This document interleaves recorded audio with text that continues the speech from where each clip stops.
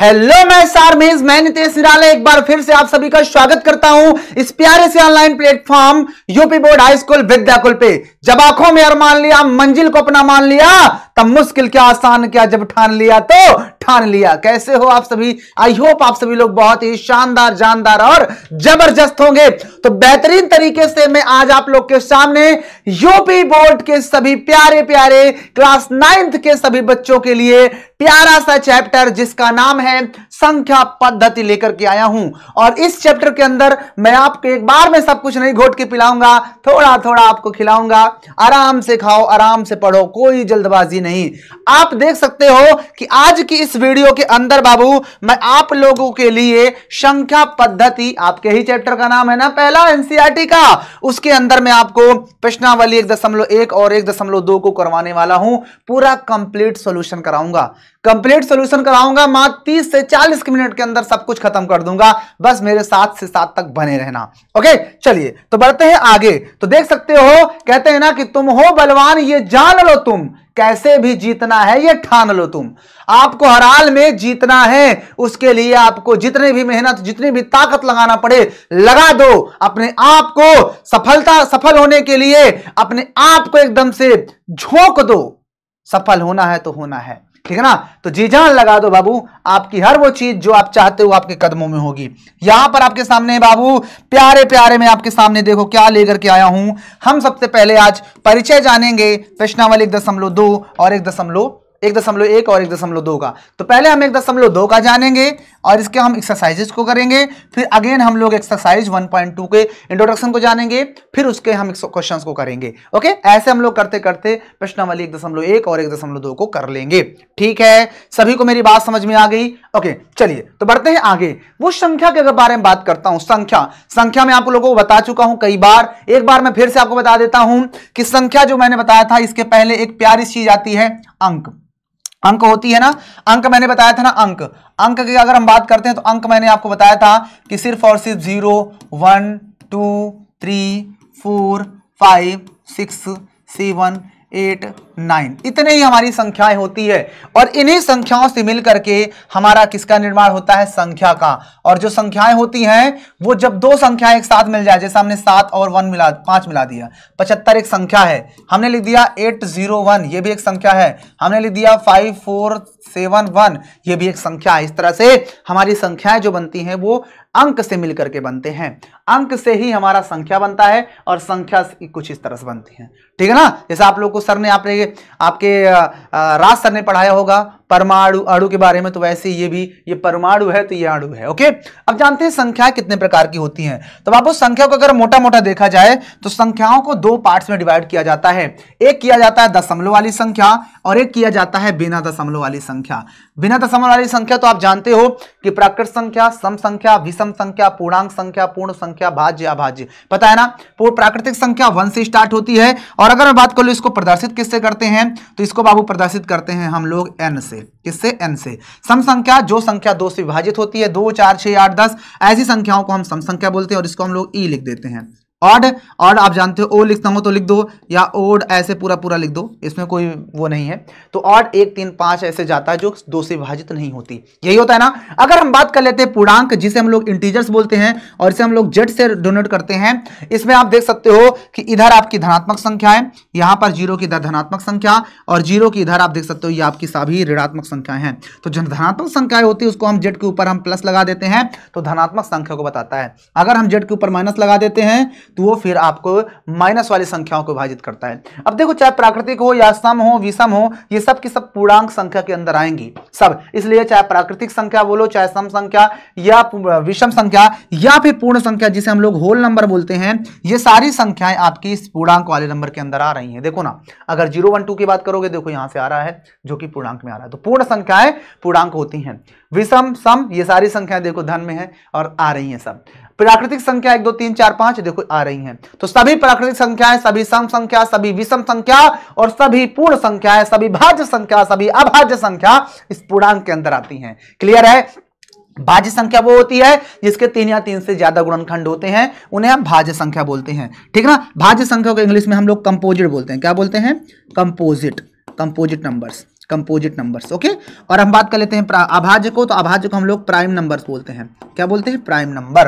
तो अभाज्य संख्या जिसके 3 या 3 से ज्यादा गुणनखंड होते हैं। जैसे 4 की बात करूं तो 4 1 से भी कटेगा, 2 से भी कटेगा, 4 से 3 हो गए ना।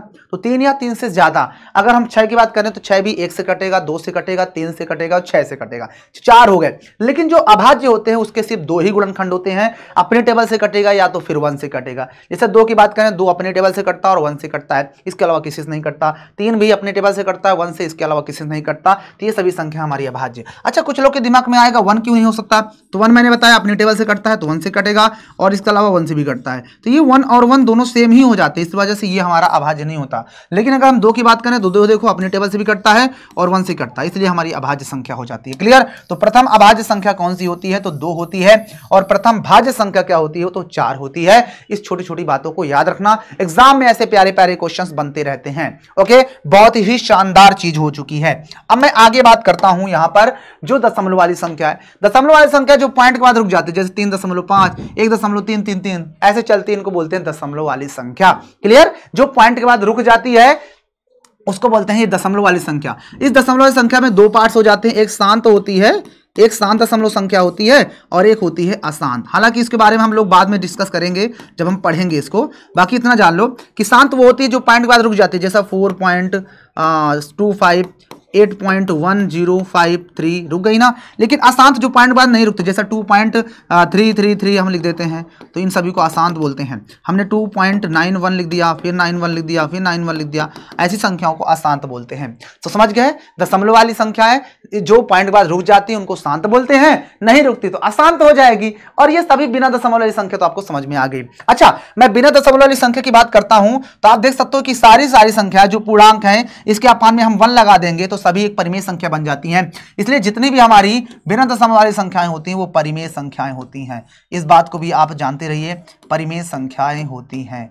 ठीक है ना? बस इतना जान लो। इसको हम लोग बाद में जानेंगे ये वाले को कि इसमें दशमलव वाली संख्या क्या परिमेय होती है या नहीं। तो ये परिमेय और अपरिमेय दोनों होती है। क्यों होती है इसको जब हम लोग पढ़ेंगे ना 1.3 एक्सरसाइज में, तब वहां पर मैं आपको बताऊंगा। ओके, फिलहाल अभी इसका काम नहीं है। मैंने अभी तक जो बताया, किसी को कोई प्रॉब्लम हुआ क्या? मैंने अभी तक बताया कि दशमलव वाली संख्याएं 2 प्रकार की होती है, एक दशमलव वाली, एक बिना दशमलव वाली। बिना दशमलव वाली संख्या के अंदर आपका प्राकृतिक संख्या, सम, विषम, कहीं पर भी आपको दशमलव नहीं दिख रहा, तो ये सभी के सभी बिना दशमलव वाली संख्याएं होती हैं। लेकिन दशमलव वाली संख्या जिसमें दशमलव दिख जाता है उन्हें हम दशमलव वाली संख्याएं बोलते हैं। और इसमें देखो दशमलव दिख रहा है ना, इसलिए। और जो पॉइंट के बाद रुक जाती है उसको शांत दशमलव संख्या, जो पॉइंट के बाद नहीं रुकती उसको अशांत दशमलव संख्या कहते हैं। ओके, बहुत ही शानदार। तो चलिए बढ़ते हैं, आपके सामने परिमेय संख्या के बारे में जानते हैं। अच्छा, मैं अगर आपसे परिमेय संख्या के बारे में पूछूं कि परिमेय संख्या होती क्या है, तो क्या आप लोग बता पाओगे? मैं आपसे अगर परिमेय संख्या के बारे में पूछता हूं तो क्या आप में से कितने लोग हैं जो मुझे बता पाएंगे कि परिमेय संख्या क्या होती है? चलो अब हम जान लेते हैं थोड़ा सा परिमेय संख्या होती क्या है। आखिर हम परिमेय संख्या किसको बोलते हैं?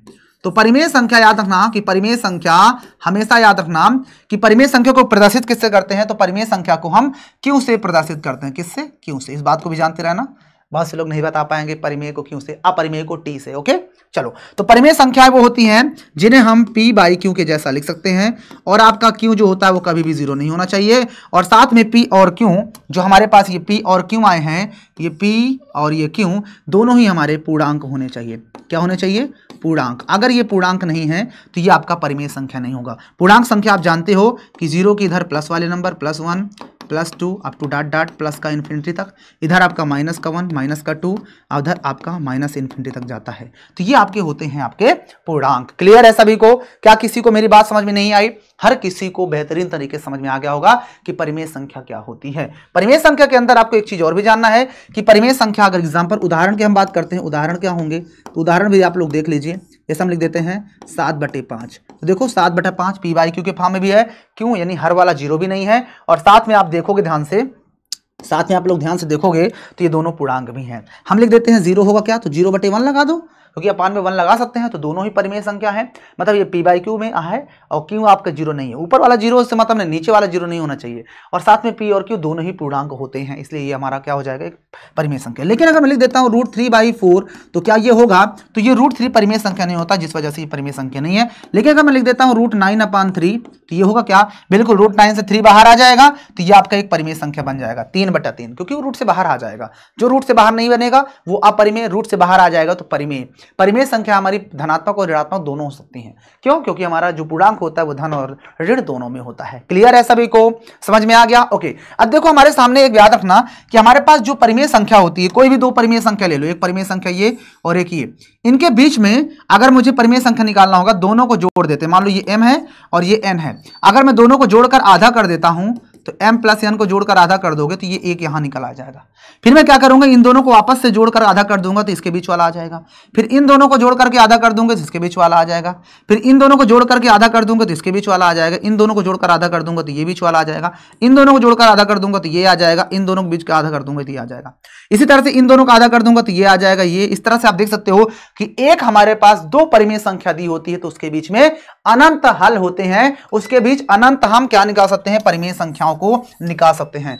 अनंत परिमेय संख्या निकाल सकते हैं किसके बीच में? जब हमारे पास दो परिमेय संख्याएं दी हो। तो यहां पर आपके सामने जो एक प्यारी सी बात लिख गई है, इस बात को आप सभी लोग नोट डाउन कर लीजिएगा कि हमारे पास जो ध्यान देने वाली बात है कि परिमेय संख्या जो होती है, दो परिमेय संख्याओं के बीच में अनंत परिमेय संख्याएं होती हैं। इसलिए आप जब दो संख्याओं के बीच परिमेय संख्या निकालोगे तो आपके आंसर दूसरे होंगे, दूसरा वाला निकालेगा उसके आंसर अलग अलग होंगे। कैसे निकालते हैं आइए देखते हैं कि हम इस तरह क्वेश्चंस को कैसे करते हैं जब हमें परिमेय संख्याओं को निकालना होता है।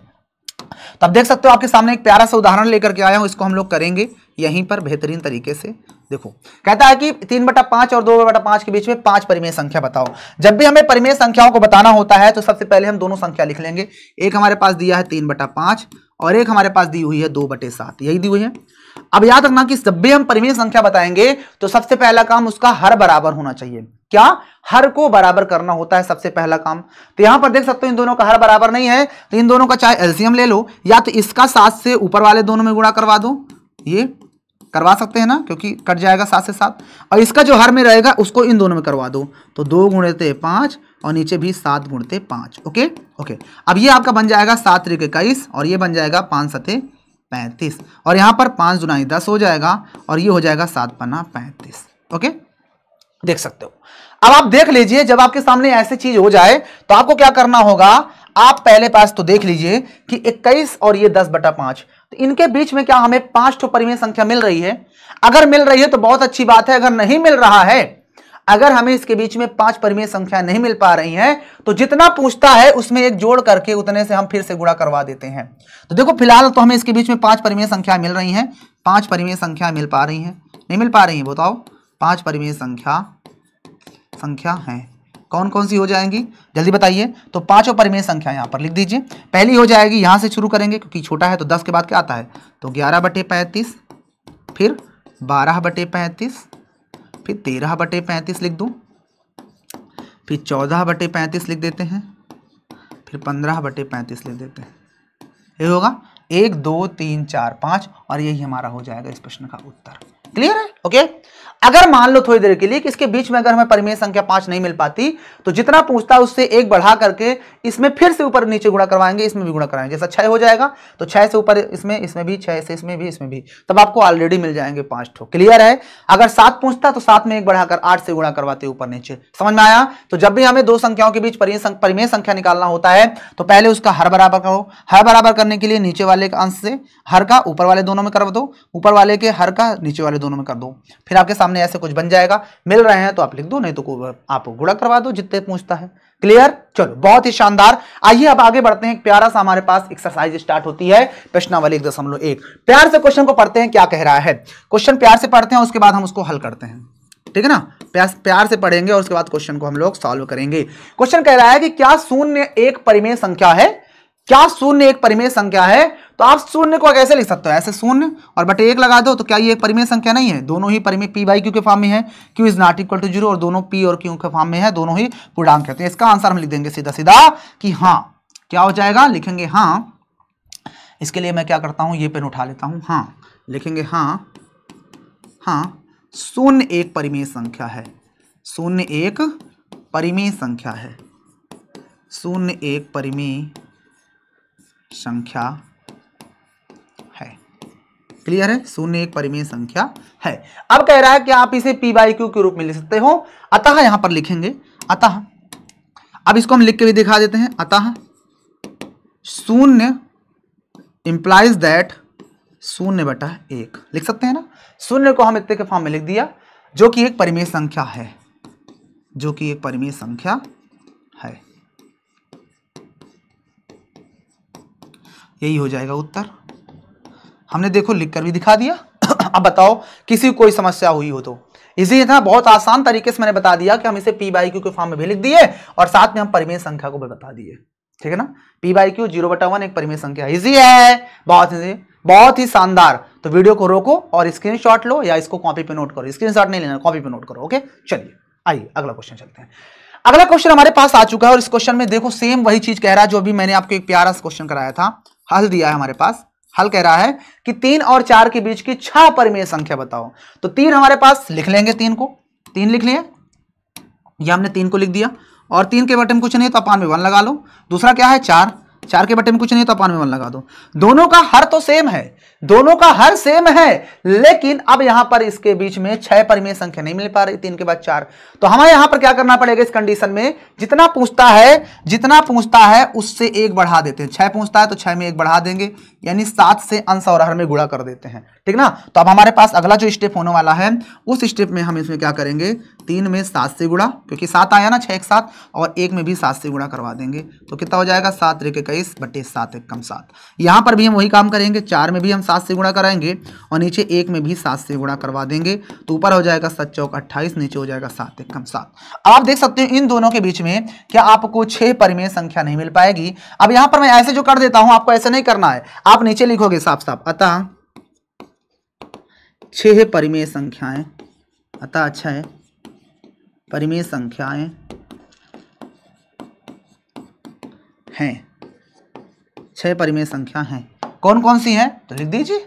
कौन सी आएगी, देखो 21 के बाद क्या मिलता है 22, तो 22/7, फिर 23/7, फिर 24/7, फिर 25/7 और फिर 26/7। ये तो 1 2 3 4 5 और एक लिख देंगे 27/7। और देख सकते हो कि सारे के सारे नंबर 21 और 28 के बीच में ही आ रहे हैं। इसी है ना, आप डायरेक्ट नहीं करोगे जब तक इनका हर नहीं बराबर हो सकता, आप इनके बीच के परिमेय संख्याओं को नहीं बता सकते। तो हम लोगों ने इनके बीच के बेहतरीन तरीके से आपको परिमेय संख्याओं को निकाल कर दिखा दिया। अब तो सभी को समझ में आ गई ना हमारी बातें। बताओ भैया, सभी को मेरी बातें समझ में आई या नहीं। इस तरह से आप लोग को इनके बीच के परिमेय संख्याओं को निकालना होगा। ओके, बहुत ही शानदार है, मजा आया ना। नोट कर लो, कॉपी पे नोट करो कि स्क्रीनशॉट नहीं लेना राजा जी, ठीक ना। और वीडियो में जितने भी लोग देख रहे हैं यूपी बोर्ड से हो, यूपी बोर्ड 2025 में टॉपर बनाऊंगा राजा जी, उसके लिए क्लासेस बराबर देखते रहो। और आपके निराला सर जी तो निराले अंदाज में आपको पढ़ा ही रहे हैं। ओके, चलें आगे। ओके, बहुत ही शानदार राजा जी। चलिए अगला क्वेश्चन नंबर 4 पे आ चुके हैं। क्वेश्चन नंबर 4 देखो क्या कह रहा है। कहता है कि नीचे दिए गए कथन सत्य है या फिर असत्य, बताना है सत्य है या असत्य। असत्य है तो बताना है, कारण भी बताना है कि क्यों है। कहता है प्रत्येक प्राकृत संख्या क्या पूर्ण संख्या होती है। आपको मैंने बताया कि जो प्राकृत संख्या है वो कहां शुरू होती है, 0 से, 1 से शुरू होती है ना, 1 से कहां शुरू होती है, 1 2 3 अप टू डॉट कहां तक जाती है, इनफाइनाइट तक।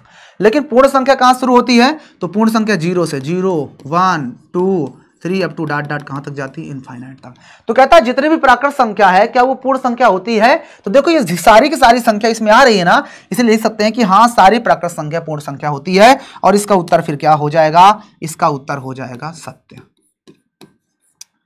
ठीक है ना। ऐसे करेंगे, ठीक है। अगला क्वेश्चन है कि क्या प्रत्येक पूर्णांक एक पूर्ण संख्या होती है। तो आप जानते हो कि पूर्णांक संख्या, आपको मैंने लास्ट टाइम बताया था कि जो पूर्णांक होता है वो 0 की इधर प्लस में भी चलता है, +1 +2 +3 है ना, और प्लस अप टू डॉट कहां तक जाता है, प्लस का इन्फिनिटी तक।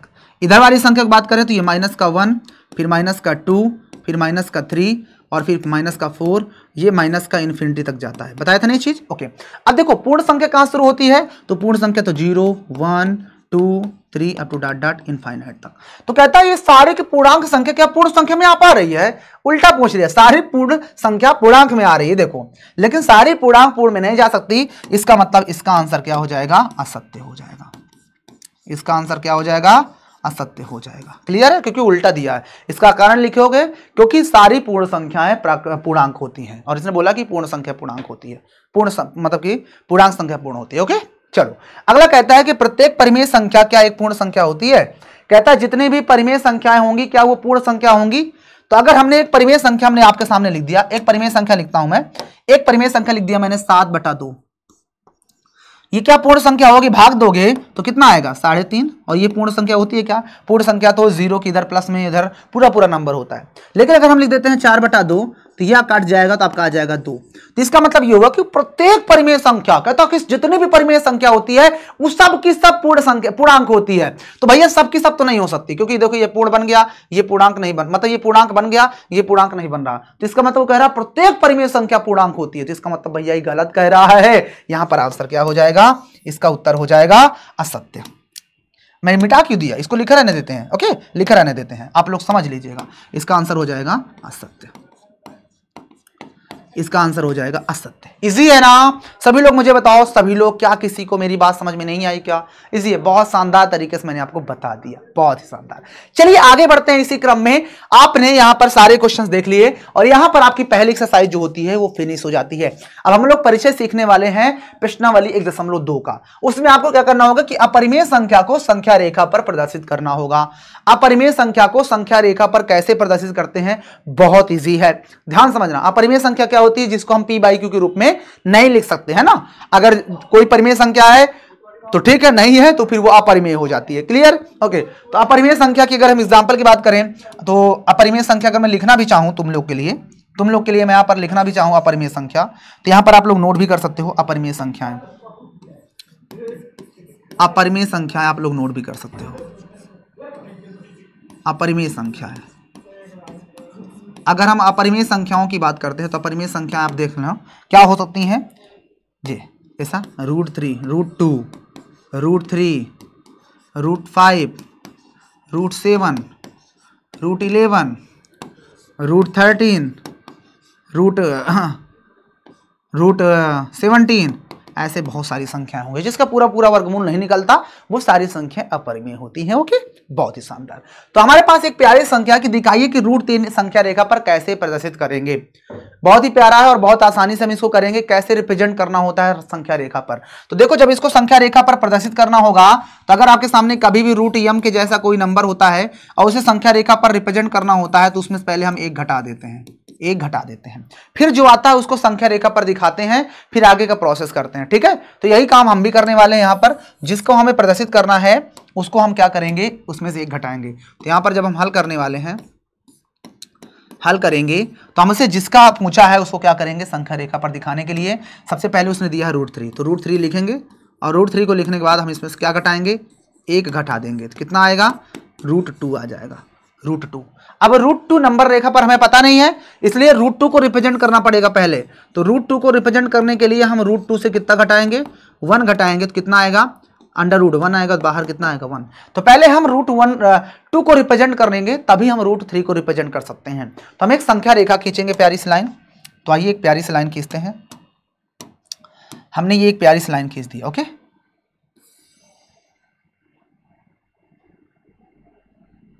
ये हमने एक प्यारी सी लाइन खींच दिया और इस लाइन में देखो क्या है, ध्यान समझना।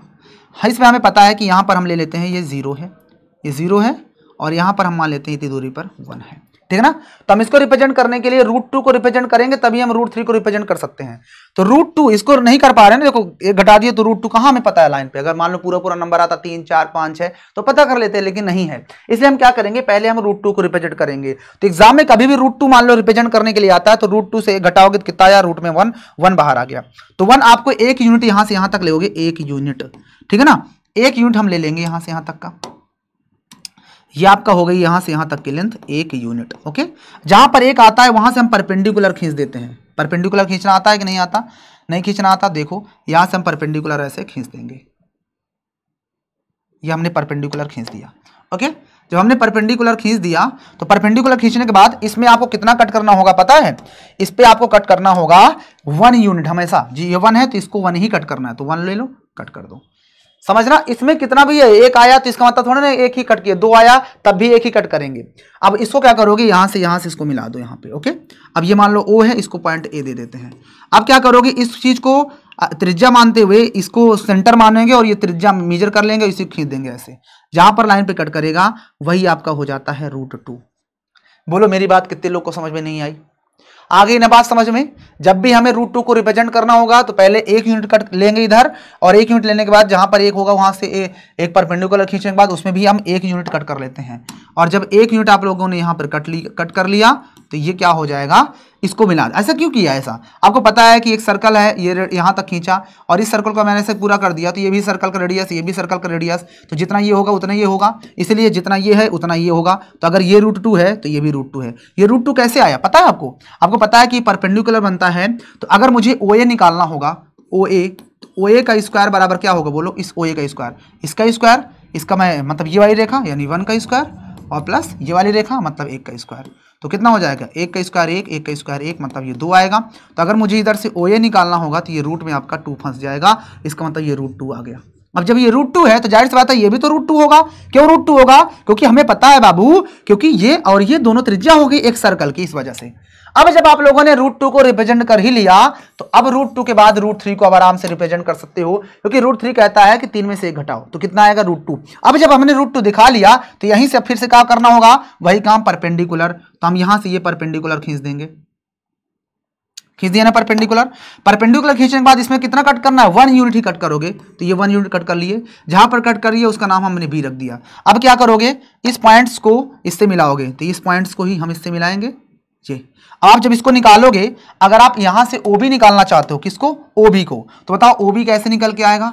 तो OB का स्क्वायर बराबर ये दूरी कितनी है? रूट 2। ये दूरी रूट 2 आई है तो रूट 2 का स्क्वायर करेंगे और प्लस ये दूरी हमेशा कितनी है? ये तो 1 ही रहेगी, ये तो पता है ना आपको, ये तो 1 ही रहेगी, 1 ही कट किए।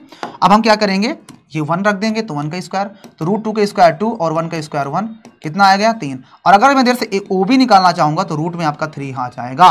तो इसका मतलब ये हुआ राजा जी कि आपने जो ये वाली लेंथ निकाली ये कितनी होगी? रूट 3। और आप फिर से वही चीज, इसको आर्क मानोगे और जब इसको ऐसे खींचोगे तो लाइन पे कहीं ना कहीं कट करेगा और यही आपका हो जाएगा, क्या हो जाएगा? यही रिप्रेजेंट करेगा रूट 3 को और यही हो जाएगा उत्तर। बोलो कितने लोग हैं मेरी बात समझ में नहीं आई? कितने लोग हैं जिन्हें मेरी बातें समझ में नहीं आई? हमें इसी तरह से करना होगा, ठीक प्रोसेस। हमें रूट 3 को रिप्रेजेंट करने से पहले रूट 2 को रिप्रेजेंट करना होगा। जब तक हम रूट 2 को नहीं रिप्रेजेंट कर पाएंगे रूट 3 को नहीं कर सकते। तो रूट 2 को करने के लिए हमने बताया कि 1 घटाओ, तो ये 1 यूनिट ले लिए, इधर भी 1 यूनिट कट करना है और आपको बना देना है ऐसे कुछ। जहां पर रूट 2 आएगा वहां से परपेंडिकुलर खींच देंगे और 1 यूनिट उसमें भी कट करोगे और मिला दोगे। मिलाने के बाद यही वाले आर्क को ऐसे खींच दोगे तो लाइन पर जहां कट करेगा वो रूट 3। यानी कहने मतलब अब यहां से यहां तक की जो लेंथ है वो पूरी रूट 3 होगी, है ना। और आपको पता है कि मान लो ये 1 है, आगे 2 आएगा, तो आपको पता है इसकी वैल्यू कितनी निकल के आएगी? रूट 3 की 1 समथिंग, 1 से ज्यादा ही होगा, इसलिए देख सकते हो 1 से ज्यादा ही आ रहा है। क्लियर है सभी को? डन हो गया ना? सभी को समझ में आया? जिनको नहीं समझ में आया एक बार फिर से वीडियो को देख लेना, समझ में आ जाएगा। ओके, चलिए आगे बढ़ते हैं। आपके सामने प्रश्न, आपके सामने पहला दिया हुआ आपकी एक्सरसाइज प्रश्नावली 1.2 स्टार्ट होती है। नीचे दिए गए कथन सत्य है या फिर असत्य है आपको बताना है। बहुत ही प्यारे प्यारे क्वेश्चन है और बहुत ही इजी है। कहता है प्रत्येक अपरिमेय संख्या एक वास्तविक संख्या होती है क्या? तो याद रखना कि वास्तविक संख्या जो होती है उसके 2 पार्ट्स होते हैं। वास्तविक संख्या के 2 पार्ट्स होते हैं। मैं आप लोगों को यहां पर बताता हूं कि वास्तविक संख्या जो होती है, वास्तविक संख्या इसके 2 पार्ट्स होते हैं। इसके कितने पार्ट्स? इसके 2 पार्ट्स होंगे। ये दोनों पार्ट्स कौन कौन से होते हैं तो आप लोग इसको नोट कर लीजिएगा। एक होती है परिमेय, एक होता है परिमेय और एक होता है अपरिमेय। परिमेय और अपरिमेय दोनों जब एक साथ मिलते हैं तो इसी को हम बोलते हैं क्या? वास्तविक संख्याएं। तो वास्तविक संख्या समझ में आ गई ना कि परिमेय संख्या भी होती है और अपरिमेय संख्या भी होती है। तो कहता है जितनी भी प्रत्येक अपरिमेय संख्या क्या वो वास्तविक संख्या होती है? आप लोग बताओ। तो भैया जाहिर सी बात है जितनी भी हमारे पास अपरिमेय हो या फिर अपरिमेय हो वो दोनों ही वास्तविक संख्या होती है। इसका मतलब इसका आंसर क्या हो जाएगा? सत्य हो जाएगा। क्या हो जाएगा? सत्य हो जाएगा। क्लियर है? सभी लोग बताओ। बहुत ही शानदार। कहता संख्या रेखा पर रूट यम के रूप का होता है। रूट यम एक प्राकृत संख्या होती है। बताओ। कहता है संख्या रेखा पर प्रत्येक बिंदु रूट यम के रूप का होगा। यानी जितने भी हमारे पास नंबर आएंगे क्या वो रूट यम के जैसे होंगे? मान लो, और यम क्या है? एक प्राकृत संख्या है। तो यम अगर प्राकृत संख्या है तो यम की वैल्यू बेसिकली क्या होगी? प्राकृत का मतलब 1 भी होगी, 2 भी होगी, 3 भी होगी, 4 भी होगी, 5 भी होगी, up to dot dot dot finite तक। भाई यम का मतलब यही हो गया ना, उसने साफ साफ बोल दिया कि यम क्या है, एक प्राकृत संख्या होनी चाहिए, और प्राकृत संख्या 1 2 3 4 5 6 7 8 9 10 चलती है। और इसका मतलब क्या होगा कि हर कंडीशन में ये रूट में आएगा। तो अगर मैं रूट में एम को यम बराबर 1 लेता हूं तो रूट 1 आएगा, यम 2 लेता हूं तो रूट में 2 आएगा, 3 लेता हूं तो रूट में 3 आएगा, 4 लेता हूं तो रूट में 4 आएगा, 5 लेता हूं तो रूट में 5 आएगा। लेकिन राजा जी ध्यान से देखना राजा जी, रूट यम को अगर आप बाहर निकालोगे तो सीधा सीधा ये प्लस और माइनस 1 हो सकता है, प्लस माइनस 1 हो सकता है ना, ये आपका प्लस माइनस 1 हो सकता है कि नहीं, आप ही लोग बताओ, क्या हम इसको प्लस माइनस 1 कह सकते हैं? लेकिन रूट 2 की बात करें तो ये नहीं निकल पाएगा। रूट 4 को अगर निकालोगे तो ये भी प्लस माइनस 2 हो सकता है। तो मुझे बताओ, क्या सारे नंबर रूट में आ रहे हैं क्या? कुछ तो सीधा सीधा बाहर आ भी जा रहे हैं, कुछ रूट में रह जा रहे हैं, कुछ रूट से बाहर आ जा रहे हैं। इसका मतलब कहता है ये कि संख्या रेखा पर प्रत्येक बिंदु रूट यम के रूप का होता है। इसका मतलब ये गलत है, सारे नंबर रूट के अंदर नहीं आएगा, कुछ बाहर भी होंगे। इसका मतलब इसका आंसर क्या हो जाएगा? इसका आंसर हो जाएगा, यहां पे लिख देता हूं, असत्य। क्या हो जाएगा? असत्य हो जाएगा। नोट कर लो, इसका आंसर मैंने ऊपर लिख दिया, ठीक है। बहुत ही शानदार राजा जी। अगला है कि प्रत्येक वास्तविक संख्या एक अपरिमेय संख्या होती है क्या? ये लोग गलत कर दिया भैया। वास्तविक संख्या के अंदर परिमेय और अपरिमेय दोनों हो सकता है, यानी प्रत्येक वास्तविक संख्या परिमेय भी होती है और अपरिमेय भी होती है। लेकिन ई चोट्टा कह रहा है कि जितनी भी वास्तविक संख्या होती है वो सिर्फ अपरिमेय होती है। तो इसका मतलब गलत है ना, क्योंकि वास्तविक संख्या के अंदर ही ये बच्चे आते हैं और ये उल्टा पूछ रहा है, तो ये कैसी बात है? तो भैया ये सीधा सीधा आपको दिख गया कि ये क्या कह रहा है, असत्य बात कर रहा है, असत्य बात कर रहा है। इसका कान मुड़ने लायक है, असत्य बात करेगा तो कान उखाड़ लिया जाएगा। क्लियर है सभी को? मेरी बात समझ में आ गई ना? और बहुत ही शानदार तरीके से, बहुत ही प्यार से आप लोगों को हर चीज बताने की कोशिश की।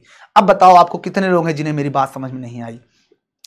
बोलो भैया सभी लोग, जल्दी बता दो किन्हें मेरी बातें समझ में नहीं आई। जितने लोगों ने अभी तक वीडियो को लाइक नहीं किया, लाइक कर दो, तब तक हम पानी पी लेते हैं।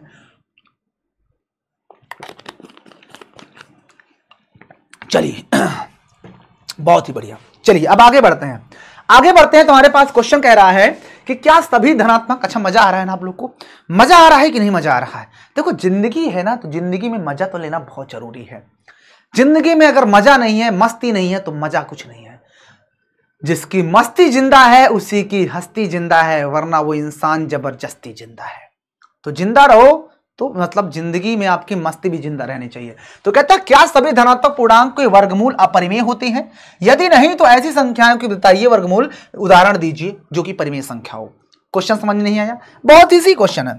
देखो क्या कह रहा है, क्वेश्चन को देखो ध्यान से। कह रहा है पहली बात कि जितने, क्या सभी धनात्मक पूर्णांक के वर्गमूल अपरिमेय होते हैं? धनात्मक पूर्णांक क्या होंगे? धनात्मक पूर्णांक की बात करते हैं तो हमारे पास 1 होगा, 2 होगा, 3 होगा, 4 होगा, 5 होगा, 6 होगा, 7 होगा, डॉट डॉट, यही हो गया धनात्मक पूर्णांक। तो कहता है इनका वर्गमूल, कहता है क्या सभी धनात्मक पूर्णांक का वर्गमूल अपरिमेय होगा? अगर हम 1 का वर्गमूल निकालना चाहें, 2 का वर्गमूल निकालना चाहें, 3 का वर्गमूल निकालना चाहें, फिर 4 का वर्गमूल निकालना चाहें, इसका वर्गमूल क्या निकल के आएगा? Plus minus 1। इस बेचारे का नहीं निकलेगा, इस बेचारे का नहीं निकलेगा, इसका निकालोगे तो प्लस माइनस 2। तो कह रहा है कि किसी का वर्गमूल नहीं निकलता। तो भैया आप मुझे बताओ कि क्या ये संख्या आपकी परिमेय है या फिर अपरिमेय? बोलो, ये आपकी संख्या परिमेय है या फिर अपरिमेय? बोलो परिमेय है। ये संख्या का रूट नहीं निकल के आया तो ये संख्या कैसी होगी बताओ? अपरिमेय। पता है ना, अपरिमेय, क्योंकि इसका रूट से बाहर आई ही नहीं। ये भी संख्या कैसी होगी? ये भी आपकी अपरिमेय हो जाएगी, ये भी अपरिमेय। लेकिन अगर इसकी बात करते हैं तो ये परिमेय बन जाएगा। क्यों परिमेय बन जाएगा? क्योंकि ये रूट से बाहर आ गई है, और प्लस और माइनस दोनों ही परिमेय होते हैं। तो कह रहा है क्वेश्चन हमारे पास, क्वेश्चन जो कह रहा है उस बात को, मेरी बात को समझे, क्वेश्चन की। इस बात को मैं लिखा रहने देता हूं, पहले उसको देखिएगा बाद में। तो यहां पर कह रहा है कि प्रत्येक धनात्मक पूर्णांक जो होता है उसका वर्गमूल अपरिमेय होता है। तो देखो सभी धनात्मक पूर्णांक मैंने लिखे हैं, देखिए ध्यान से, ये सारे क्या हैं? धनात्मक पूर्णांक ही तो हैं, ये सारे ही हमारे धनात्मक पूर्णांक हैं। और धनात्मक पूर्णांक का अगर हमने वर्गमूल निकाला तो क्या वो परिमेय सिर्फ आ रहा है या फिर अपरिमेय सिर्फ आ रहा है? तो भैया परिमेय अपरिमेय दोनों हो सकते हैं। वो कहता है कि जब हम वर्गमूल निकालते हैं तो वो सिर्फ और सिर्फ क्या होगा? अपरिमेय होगा। तो इसका मतलब क्या हो गया? पहले का उत्तर तो नहीं। तो क्या लिखेंगे? इसका आंसर ऐसे लिखेंगे, नहीं, हरा ले लेते हैं, हरा लिखेंगे नहीं। क्यों? सभी धनात्मक पूर्णांकों, सभी धनात्मक पूर्णांकों का वर्गमूल अपरिमेय नहीं होता है, अपरिमेय नहीं होता है, नहीं होता है। ठीक है, तो कहता कुछ उदाहरण भी दो, अगर ऐसा है तो कहता उदाहरण भी दे दो। तो यहां पर उदाहरण भी ले देते हैं, क्या दिक्कत है, उदाहरण की कमी है क्या? उदाहरण कौन कौन से हो सकते हैं, जल्दी बताओ आप लोग। उदाहरण क्या ले सकते हो, जल्दी बताओ। उदाहरण क्या ले सकते हैं, जैसा रूट के अंदर 4 ले लेते हैं, रूट 4 हमने ले लिया, रूट 9 तभी देखो प्लस माइनस आ जाएगा, रूट 16 लिख दो, डट डट डट इत्यादि इत्यादि। इस तरह हमारे पास बहुत सारे नंबर हो सकते हैं ना, जिसका हम जो कि एक धनात्मक पूर्णांक होता है और उसका वर्गमूल निकल के आएगा। तो भाई ये 4 है, प्लस माइनस 2 आएगा, 9 है प्लस माइनस 3, 16 है तो प्लस माइनस 4। आप और भी ले सकते हो, 25 लिख दो प्लस माइनस 5, है ना, 36 प्लस माइनस 6। क्लियर है, सभी को समझ में आ गया ना कि सभी धनात्मक पूर्णांक का जो वर्गमूल होता है वो सिर्फ और सिर्फ अपरिमेय नहीं होता, परिमेय और अपरिमेय दोनों हो सकता है, वो यहां से आप लोग देख सकते हो। क्लियर, बहुत ही शानदार राजा जी। चलिए अब आगे बढ़ते हैं, और देखते हैं क्वेश्चन क्या कह रहा है। कहता है दिखाइए कि रूट 5 एक संख्या रेखा पर किस तरह से निरूपित करेंगे। और यह क्वेश्चन आपके एग्जाम के लिए बहुत ही इंपॉर्टेंट क्वेश्चन है, इंपॉर्टेंट क्वेश्चन है। इस सभी लोग नोट कर लेना इस चीज को। कैसे रिप्रेजेंट करेंगे, सेम प्रोसेस जैसा मैंने आप लोग को बताया था इस क्वेश्चन को करने के लिए। कैसा बताया था कि जब भी कोई नंबर रूट के अंदर आता है तो सबसे पहले उसमें से हम क्या करते हैं, उसको घटाते हैं 1। तो रूट 5 है तो रूट 5 से हम क्या करेंगे, 1 घटाएंगे, तो रूट 5 माइनस 1 कितना निकल के आएगा, तो रूट 4 होगा, और 4 बाहर निकालोगे तो 2 आएगा। कितना आएगा, 2 आ जाएगा। ठीक ना, प्लस माइनस नहीं लगाएंगे, सिर्फ 2 लिखेंगे। अब क्या करोगे, एक संख्या रेखा हम लोग खींचते हैं, ये हम लोगों ने संख्या रेखा खींच लिया। अब देखो सुनो, इस बात को भी सुनो, यहां पर जो हमारे पास 2 आया है ये पूरी तरह से संख्या रेखा पर दिख रहा है, इसलिए हम क्या करेंगे, इसको सीधा सीधा ऐसे ही ले लेते हैं। क्लियर है, तो ये हमारे पास संख्या रेखा हो गई। हमें पता है कि यहां पर ये 0 होगा, ये 1 होगा और ये 2 होगा। यहां पर 2 होगा, 0 ये 1 ये 2 को मैं a मान लेता हूं। अब इसके बाद देखो 0 यहां पर एक पॉइंट लगाया हो ना, ये 1 हो गया, ये 2 हो गया। तो कहने का मतलब ये बेसिकली कितनी लेंथ हो गई, इसकी लेंथ यहां से यहां तक की 2 हो जाएगी। क्लियर है, जहां पर a आता है वहां से हम क्या खींचते हैं, परपेंडिकुलर। पता है ना, जहां पर a आता है वहां से हम लोग परपेंडिकुलर खींचते हैं। परपेंडिकुलर खींचने के बाद हम क्या करते हैं, इस पर हम कितना कट करते हैं, आप ही लोग बताओ। हमेशा 1 यूनिट कट करते हैं, तो 1 यूनिट इतने के बराबर होगा, तो इन्हें 1 यूनिट कट कर देंगे जी। जहां पर कट करेगा उसका कुछ नाम दे देते हैं, मान लो b नाम दे दिया। अब हम क्या करेंगे, इस पॉइंट से इस पॉइंट को हम मिला देते हैं, ये मिला दिए। अब जब आपने मिला ही दिया तो मुझे बताओ ये 2 है, ये कितना है, 1 यूनिट हमने इसको माना 1। तो बताओ ये OB कितना आएगा, तो OB आप लोग निकाल भी सकते हो, यहाँ पर OB हम यहाँ पे निकाल के दिखा देते हैं। OB का स्क्वायर बराबर कितना हो जाएगा, इसका स्क्वायर यानी OA का स्क्वायर, OA का स्क्वायर प्लस ये OB का स्क्वायर, नहीं AB का स्क्वायर, क्या हो जाएगा, AB का स्क्वायर। तो यहाँ देख सकते हो कि OB का स्क्वायर अगर हम निकालना चाहते हैं तो OA 2 है तो 2 का स्क्वायर कर देंगे और प्लस 1 का स्क्वायर। तो देखो 2 का स्क्वायर 4 और 4 1 5। तो अगर मैं OB निकालना चाहूँगा तो देखो 2 दूनी 4 1 5, 5 आएगा, लेकिन इधर से स्क्वायर हटेगा तो रूट लग जाएगा ये। तो तुम देख सकते हो यहाँ से हमने बड़े ही प्यार से, बड़े ही मोहब्बत से हम लोगों ने OB की वैल्यू निकाल लिया। OB जैसे ही हमको पता चल चुका कि ये वाला चीज कितनी है, ये चीज हमारे पास रूट 5 है, तो आप जानते हो कि एक सर्कल का क्या हो गया, त्रिज्यक काम करेगा, और इस त्रिज्यक को हम ऐसे खींच देंगे तो जहां पर कट किया राजा जी वही क्या हो जाएगा, रूट 5 को रिप्रेजेंट करेगा, रूट 5 को रिप्रेजेंट करेगा। ये क्या हो जाएगा, रूट 5। क्लियर है, सभी लोग बताओ कितने लोग को मेरी बात समझ में नहीं आई। सभी को मेरी बात समझ में आ गई ना, रूट 5 कैसे रिप्रेजेंट करेंगे। अब समझो, मैं आपको बताया था यहां पर कितना है, यहां तक तो 2 है ना, 1 और 2, और आपको पता होना चाहिए कि रूट 5 की वैल्यू कितनी होती है, 2.235। अब ये बताओ इसकी वैल्यू जो निकल के आई है, ये वाली वैल्यू, ये क्या 2 से थोड़ा सा ज्यादा नहीं है। आपको पता है ना कि यहां से लेकर यहां तक 1 हो गया, यहां से यहां तक 2, और 2 से थोड़ा सा आगे गया तो देखो 2 से थोड़ा सा ज्यादा होता है ना।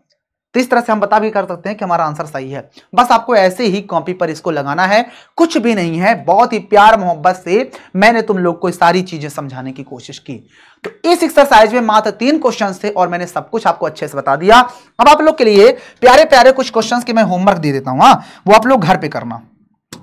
आप लोग के लिए मैं होमवर्क दे देता हूं और उन सभी होमवर्क को आप लोग को घर पे करना है। ओके, चलो ये कौन सा कलर उठा लिया जी, ठीक है जी। आप लोग के लिए होमवर्क यहां पे लिख देता हूं, आप लोग के लिए गृह कार्य।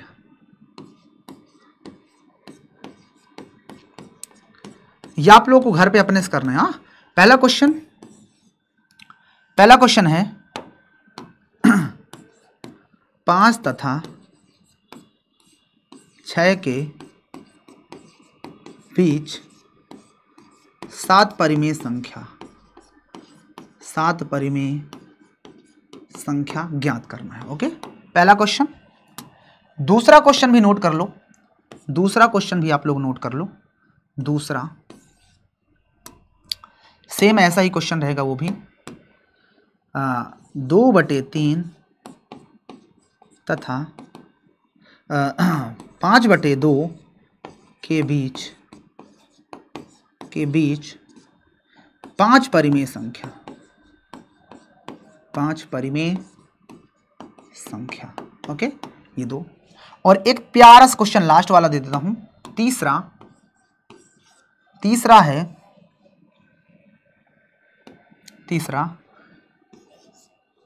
√10√2 तथा बस 2 ही को संख्या रेखा पर दिखाइए। ओके, बहुत ही प्यारे प्यारे मैंने आपको यहां पर ये 3 क्वेश्चन दिया, ये तीनों क्वेश्चन तुम लोग को घर पे करना है। ओके, होमवर्क है, प्यार से करना, अच्छे से करना, आप लोग के लिए होमवर्क है। ओके, बहुत ही शानदार। तो बताइए आप लोग को any doubt, any query, any question? No question, ठीक है ना। तो ये थी आज की प्यारी सी क्लास और ये होती है आज की क्लास फिनिश। तो मैं आपका अपना साथी, आपका अपना भैया नितेश निराला सर आपके साथ अभी तक था। प्यार से मैंने आपको एक्सरसाइज 1.1 और 1.2 करवाया। नेक्स्ट क्लास के अंदर हम लोग 1.3 को करने की कोशिश करेंगे। तो नेक्स्ट क्लास में हम लोग मिलेंगे। बताइए क्लास कैसी लगी, सभी लोग कमेंट्स करके जरूर बताना और प्यारा सा लाइक जरूर करना। और यूपी बोर्ड 2025 में आप लोग मैथ्स के एकदम तहलका मचा दोगे, ठीक है ना। तो यूपी बोर्ड मैथ्स एनसीईआरटी 2025 बेहतरीन आपके न्यू सिलेबस पर आधारित बुक पर हम लोग क्या कर रहे हैं, क्वेश्चंस को कर रहे हैं। तो ये थी आज एक्सरसाइज 1.1 और 1.2 की एक्सरसाइज, जो कि मैंने बहुत अच्छे समझाने की कोशिश की। कैसी लगी वीडियो आप लोग कमेंट करके बताइएगा। बाकी वीडियो पे चैनल पे नए हो तो चैनल को सब्सक्राइब कर लो। मिलेंगे आपसे हम लोग नई वीडियो में, नए अंदाज में, नई एनर्जी के साथ, नए कॉन्फिडेंस के साथ। तब तक के लिए सभी को लव यू एंड जय हिंद।